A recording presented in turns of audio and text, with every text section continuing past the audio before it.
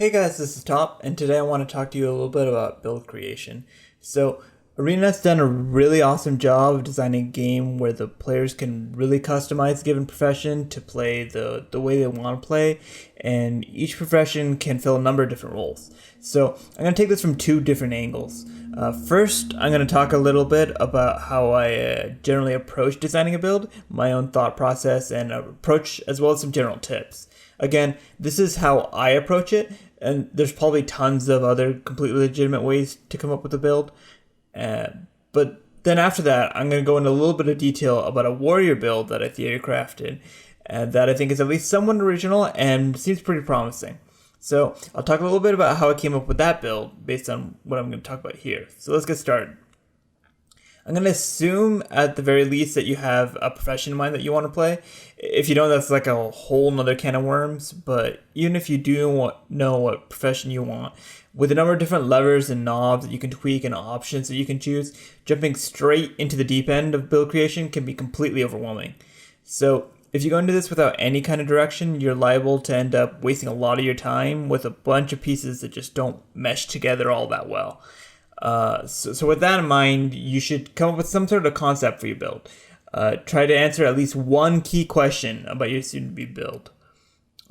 And by a key question, I mean something like, do you want to focus on melee or range combat? Do you want to do direct damage or do you want to do condition damage? Do you want to be more tanky or healy or glass cannon-y? And now, when you're trying to answer those questions, that can be a little bit intimidating if you didn't already have some sort of goal in mind going into it. So let's break down the different parts of a build and how each of those could help to start to shape your build. So a build basically consists of your weapons, your utility skills, your traits, your rune sets, and your amulet. Looking at each of those can get you a good bit along the path to complete your build. And really the order that you look at them doesn't have to be that constrained. It doesn't matter that much. But let's say you start with your weapons. Your weapons are going to answer what range you're going to be working in, how mobile you're going to be, and for the most of the time, what kind of damage you're going to deal. Having some variety between your two types of weapon sets can be pretty useful. Something like being able to weapon swap to be able to be effective at different ranges, or having varying amounts of mobility. But generally speaking, you don't want to split that damage part. If one weapon really focuses on direct damage and the others really focus on condition damage, you should have a pretty good reason if you're going to want to start to mix those together. Knowing what weapon you want to use can then inform decisions that you make regarding, say, like your amulet and runes. So if you go to weapons and you decide to go to amulet, so what kind of damage did I decide to do? Or to your utility skills. So what skills will help me accomplish what I want to do with my weapons? So for example, using a mobility utility skill to stay in range of your opponent when your weapons might not have enough tools to already do that. And your traits, you're not going to go as often just from weapons straight to traits as you might do something like, oh, I want to reduce the weapon cooldown or something like that. But for the most part, you're not going to do that. Now, if you wanted, you could start from a completely different point. You could start with your utility skills as the foundation of your build. If you want to build that really focuses on improving one type of utility skill, those are the kinds of shout builds, the meditations, the venom builds, the signet builds. Basically, you're saying that I'm going to commit to having a lot of this one kind of skill. So anything that improves that category of skill is going to be that much more potent. You're basically going to pick utility skills, and then you're going to go grab the traits that improve those utility skills. So generally speaking, if you start with the utility skills, you're going to go from there into your traits immediately. Because, hey, I want to improve all of those. So check which traits support that class of utility skill, and then see which ones that you can afford to pick up. And then go back and go to one of the other categories. If you want to start with your amulet or runes, then that's basically you're deciding these are the stats that I'm going to focus on. So that's heavily linked to what role you want to play. So do you want to be a glass cannon attacker? Do you want to be a condition damage using pressure build? A very sturdy character with like a lot of support, either control or healing or both.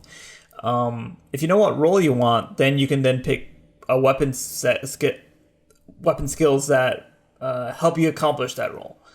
And finally, you might just think that trait is really cool. So if you're going to start with traits, then let's say you're an elementalist and you want to support your teammates by removing conditions with cleansing water. It removes the condition whenever you apply regeneration. So then you want to think, Okay, I want to boost my ability to apply regeneration. So which weapon skills apply regeneration? Which rune set applies regeneration?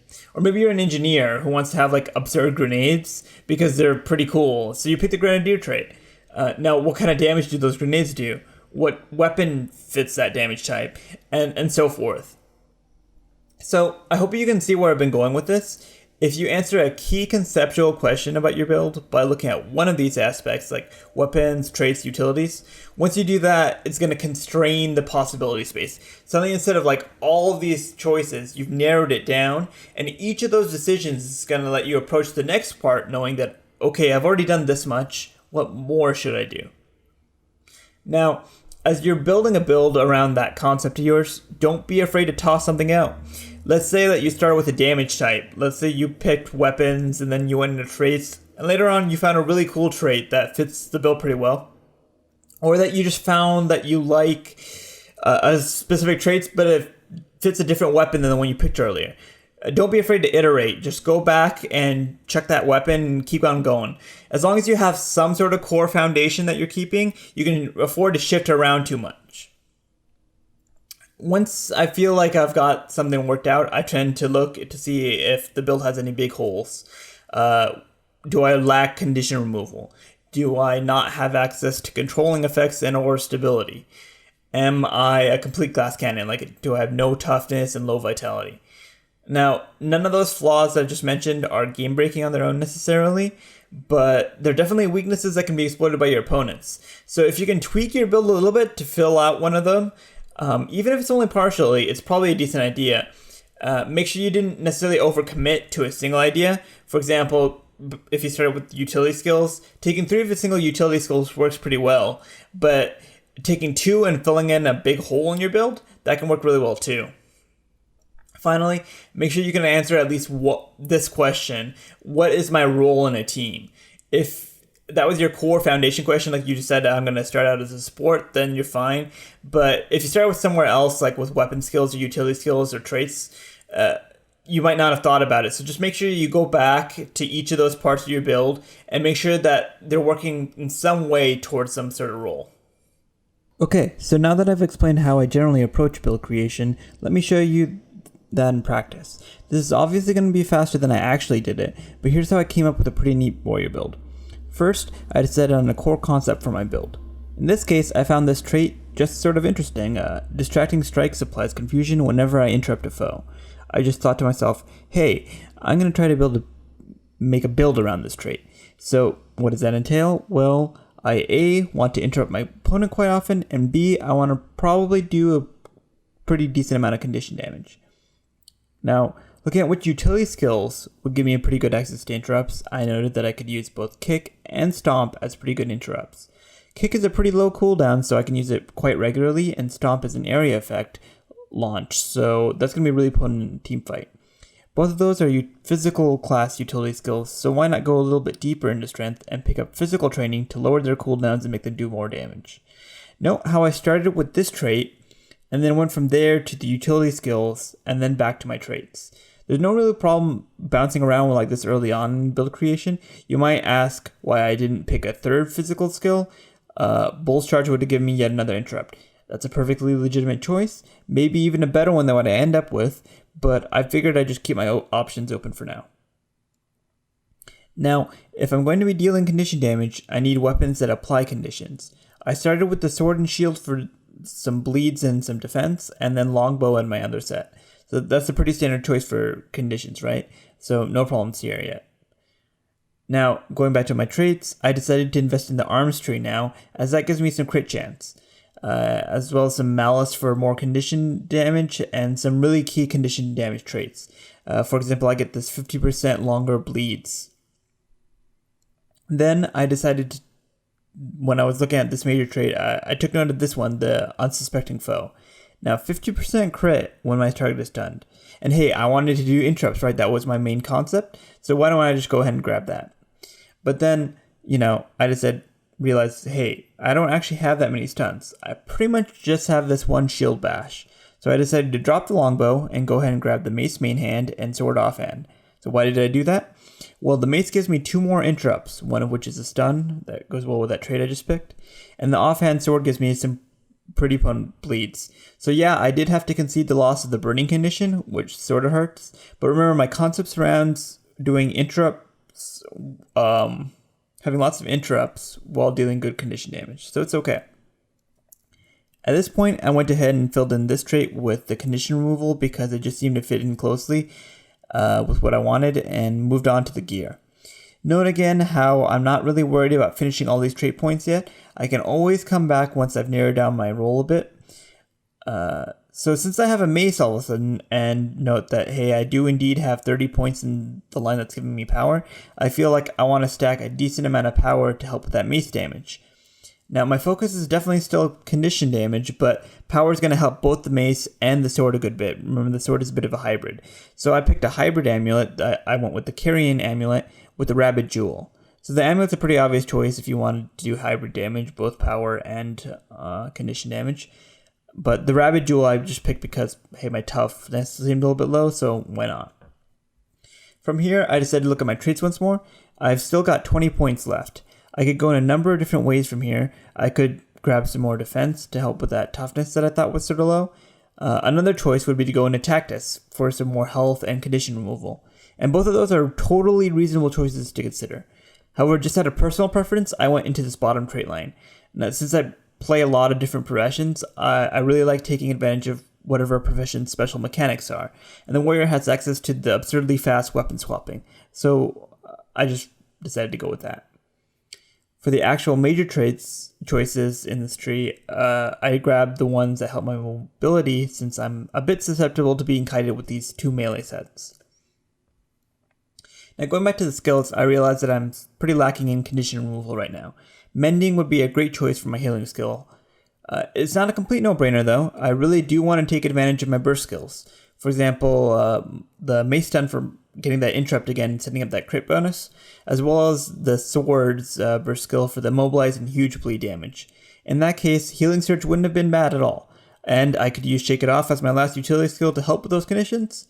Alternatively, by taking mending, I got to use the slot for balance stance for some stability fun, and I'm still not 100% sure, and depending on how I felt against condition damage, I may actually switch to shake it off anyway after playtesting this. Now, my elite sort of depends on where I'm playing this. For solo play in Hot Join or just, goofing around, I'm going to take the Selfish Signet. It'll help me with some roaming ability and give me great help to my damage with the Fury and the Might. For organized team play, I might take the Banner for the Revive, even if it did get nerfed to no longer have stability. I think you can still do stability if you pick up the Banner, but anyway.